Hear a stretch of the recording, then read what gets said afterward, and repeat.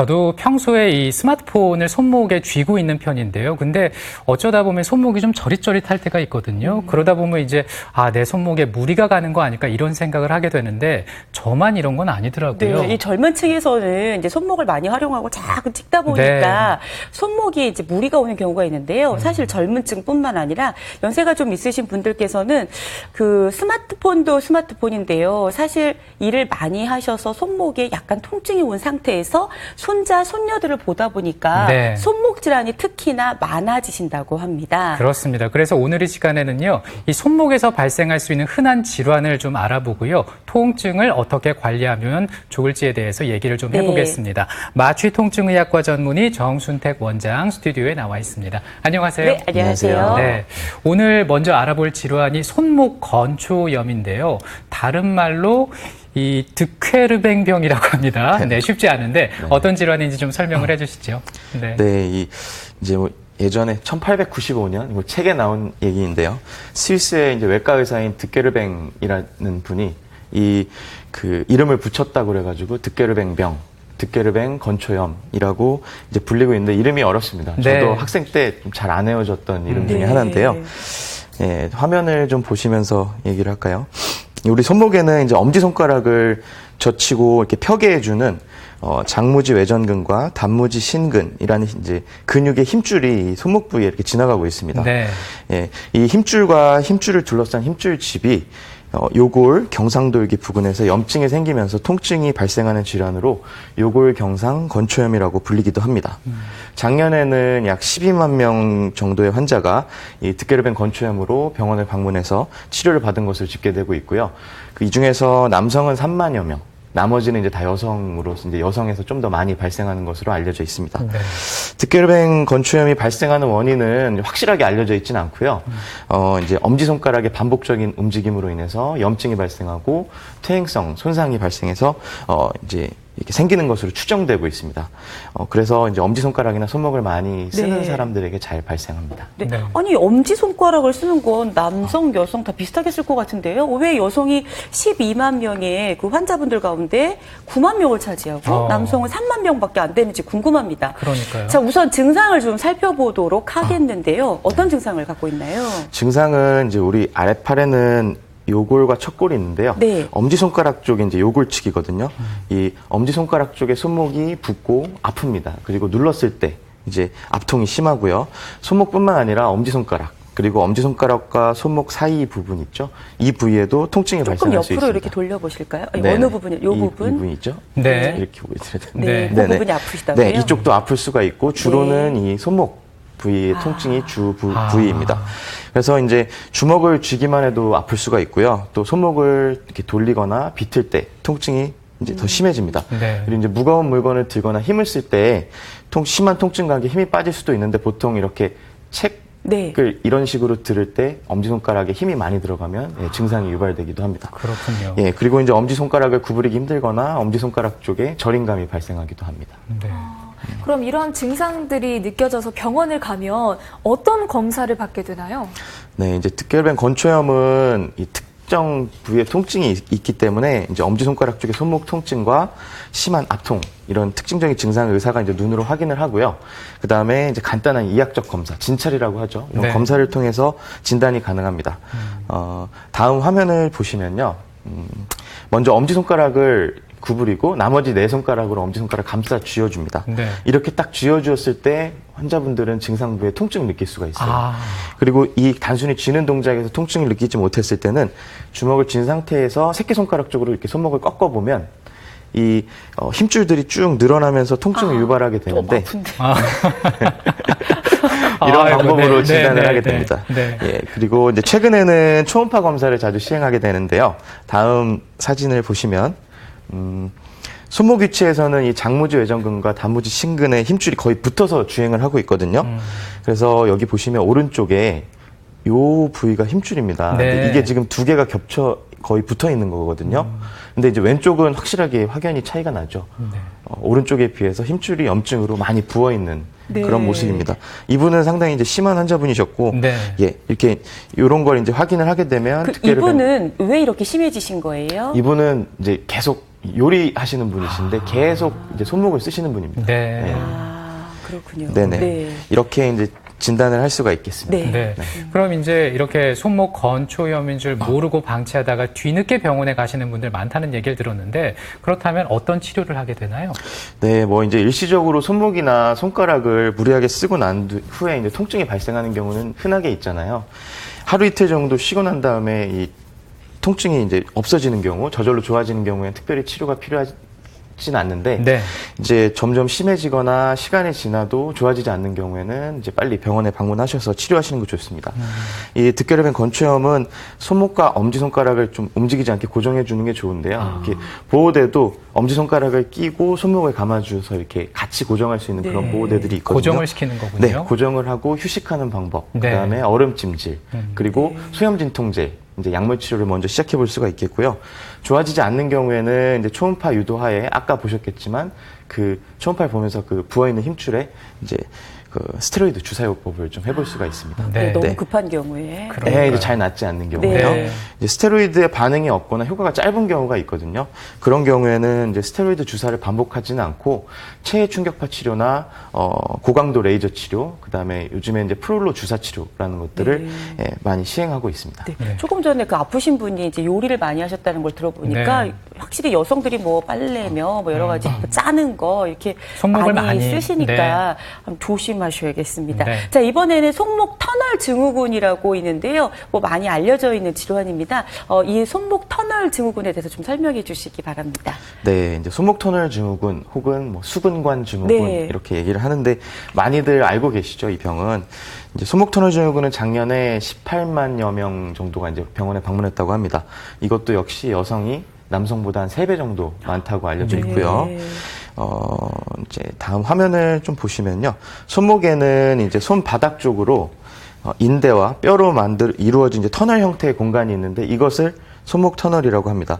그 안에는 이제 손가락을 구부리는 힘줄과 정중신경이라는 이 노란색 신경이 이렇게 지나가고 있습니다. 네. 그런데 이 손목 터널을 이루고 있는 구조물들 어떤 것들이 이제 어떠한 원인에 의해서 정중 신경을 압박하게 되면 저림감이나 통증, 감각 저하 등을 이제 네. 일으키게 되는데 이것을 손목 터널 증후군이라고 합니다. 네. 네.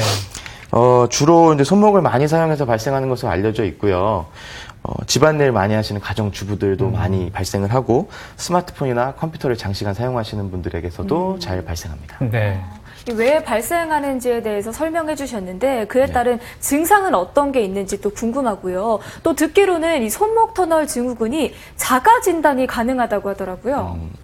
네, 이제 증상은 이제 손목보다는 손바닥, 손가락 쪽으로 이제 통증이 나타나게 되는데요. 네. 첫 번째, 두 번째, 세 번째, 네 번째 손가락. 네 번째 손가락은 반쪽만, 세 번째 손가락 쪽으로 저림감이나 통증이 나타납니다. 어떻게 네. 반쪽만 아파요?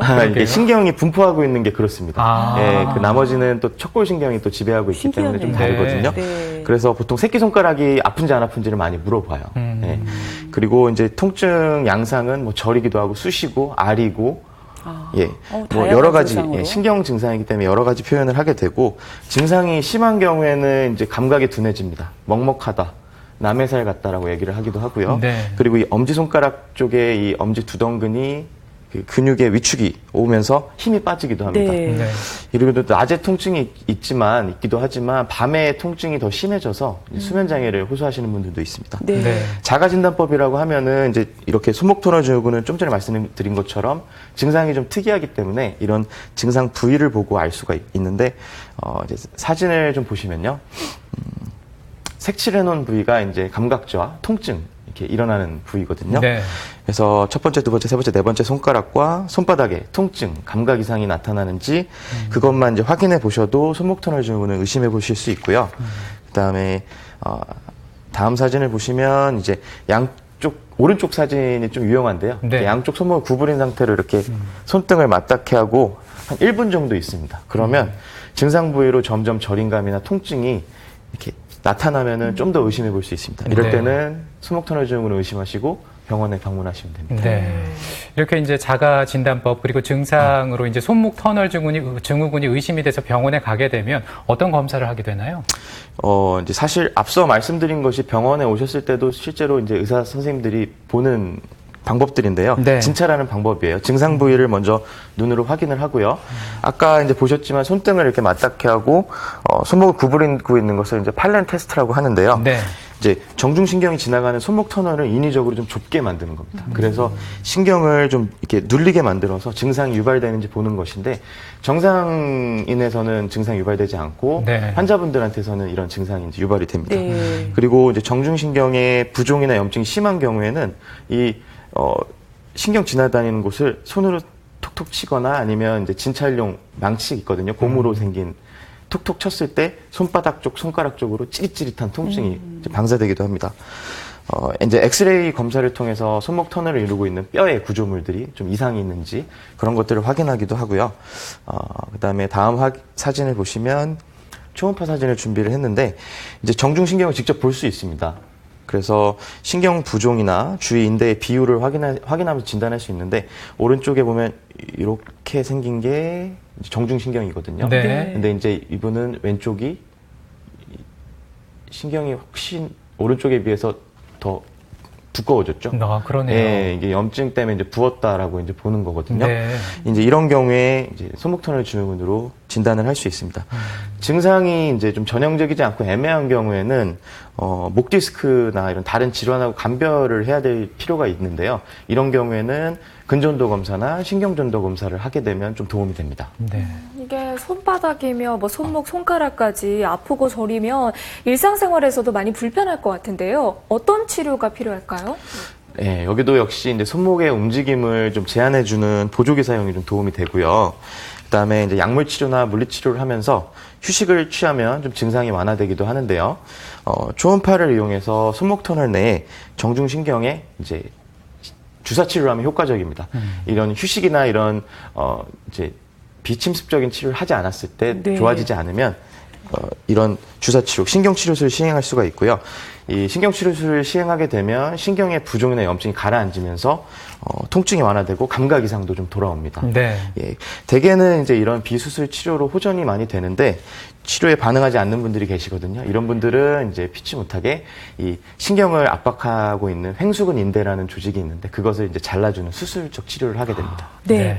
자, 오늘 손목 질환 가운데 손목 건초염 살펴봤고요. 지금 손목 터널 증후군 살펴보았습니다. 세 번째로 이번에는 척골 충돌 증후군입니다. 네. 척골 충돌 증후군은 어떤 질환인가요? 네, 이제 우리 몸에 좀 충돌을 일으키는 관절 부위들이 네. 좀 몇 군데 있는데요. 손목에도 이제 그런 부위가 있습니다. 화면을 좀 보면서 말씀을 드리면, 우리 이제 손목 관절은 아래팔뼈인, 이제 아래팔뼈는 두 개가 있습니다. 요골하고 척골이 있고요. 이제 손목뼈는 이제 수근골이라고 하는데 8개가 있습니다. 그리고 이제 손 허리뼈라고 그래서 손 등뼈죠. 중수골이라고 하는데 이렇게 이제 이 뼈들이 손목 관절을 이루고 있다고 생각하시면 되는데 그 중에 척골은 아래팔뼈 중에서 새끼손가락 쪽에 있는 뼈가 척골입니다. 네. 그래서 이제 척골과 손목뼈 중에서 삼각골과 월상골, 예, 이 그 척골과 이 월상골과 삼각골이 충돌을 일으키기가 쉽거든요. 마찰이 되기도 하고 충돌을 일으키면서 뼈랑 그다음에 월상 삼각인대, 삼각섬유 연골 복합체 등의 퇴행성 변화를 진행시키게 됩니다. 그러면서 이제 통증을 일으키는 것이 척골 충돌 증후군이라고 합니다. 네. 네, 이제 뭐 원인으로는 선천적 요인도 있고 후천적 요인도 있는데요. 선천적 요인으로는 이 양성 척골 변이라고 해서 척골이 좀 더 긴 분들이 있습니다. 네. 생각보다 많이 흔하게 있으시고요.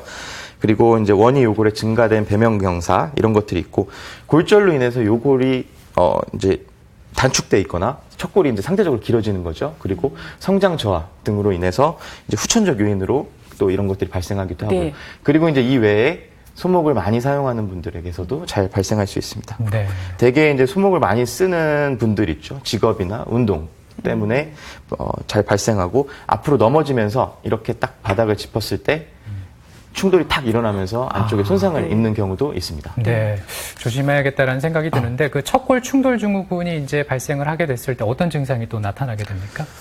아까 이제 득게르뱅 병 같은 경우는 요골 엄지손가락 쪽 통증이었는데요. 네. 척골 충돌 증후군은 이제 척골 측 새끼손가락 쪽에 통증이 발생을 합니다. 그러니까 손목 부위가 이제 먼저 아프고요. 손목 부위가 붓고 아프고 눌렀을 때 통증이 있고, 그 다음에 이제 아래팔 손목의 움직임이 통증 때문에 좀 제한이 되는데, 네. 이제 주먹을 꽉 쥐거나 이 척골 측으로 이렇게 꺾었을 때 통증이 심해지고, 걸레 짜는 동작, 이런 동작을 했을 때 통증이 심해집니다. 증상이 심한 경우에는 이렇게 바닥을 손으로 짚지를 못합니다. 네. 예, 그리고 손목을 젖히거나 구부리는 동작에서 이게 통증 때문에 잘 하지 못하기 때문에 일상생활에 네. 불편감을 초래합니다. 네. 저는 이렇게 손목 하나에 질환이 다양하게 있는 걸 오늘 처음 알았거든요. 종류가 여러 가지다 보니까 이 진단을 하는 방법도 굉장히 중요할 것 같아요. 네, 이제 오늘 보신 질환들은 이제 비교적 이 손목 통증 환자들 중에서 흔하게 볼 수 있는 질환이에요. 더 다양하게 있겠지만, 근데 같은 손목이지만 통증의 양상이 좀 부위나 양상이 각각 다르기 때문에 증상을 보고서도 이런 질환들을 어느 정도 잘 구분할 수 있습니다. 다음 사진을 보시면요. 이것은 이제 양성 척골 변이가 있는 엑스레이 사진인데요. 왼쪽 사진에 비해서 이렇게 선을 제가 그어놨는데 척골이 더 이렇게 위쪽으로 올라가서 길죠. 이쪽 공간이 더 좁습니다. 이런 분들은 이제 충돌이 좀 더 일어나기가 쉽기 때문에 척골 충돌 증후군이 발생할 가능성이 높습니다. 사진에는 보이지 않지만 척골이나 월상골, 삼각골에 퇴행성 변화가 엑스레이 나타나는 분들도 있고요. 네. 엑스레이 외에도 초음파 검사나 MRI 검사를 통해서 이 삼각 섬유 연골 복합체의 손상을 확인할 수도 있습니다. 네. 그 시간 관계상 이제 마지막 질문을 좀 드려야겠습니다. 이 손목 건강을 위해서 평소에 관리할 수 있는 방법에는 뭐가 있을까요? 네, 이제 뭐 문제가 생겼을 때 치료하는 것도 중요하겠지만 미리 예방하는 게 더 중요하겠죠. 네. 먼저 손목을 이제 무리하게 안 쓰는 것이 중요한데요. 직업이랑 연관되었을 때 안 쓸 수는 없지 않습니까? 그래서 이런 경우에는 이제 써야 되시는 경우에는 손목을 이제 쓰기 전후에 손목을 구부리거나 펴주는 스트레칭을 꼭 해주시는 것이 좋습니다. 네. 그리고 가능하다면 오른손과 왼손을 좀 번갈아 가면서 써서 한쪽 손목에 무리 가지 이 부담이 않게. 집중되는 것을 좀 줄여주시는 것이 좋겠고요. 네. 또 작업할 때는 손목의 움직임을 좀 단단하게 좀 제한해 줄 수 있는 보조기를 쓰시면 네. 또 도움이 됩니다. 그리고 이제 작업이 끝난 후나 퇴근 후에는 가급적 손목을 쓰지 않고 충분히 쉬어 주시고요. 그리고 이제 일상생활을 할 때는 무거운 물건 드는 것들을 좀 자제하시고 손바닥을 위나 아래로 젖혀주는 스트레칭, 그다음에 좀 근력 운동들을 해서 이 손목을 좀 튼튼하게 관리하시는 것이 손목 통증을 예방하시는데 중요하겠습니다. 네. 네. 오늘 손목 질환 관리법에 대해서 마취통증의학과 전문의 정순택 원장과 함께했습니다. 고맙습니다. 네, 감사합니다. 박정 리포터 고생 많았습니다. 수고하셨습니다.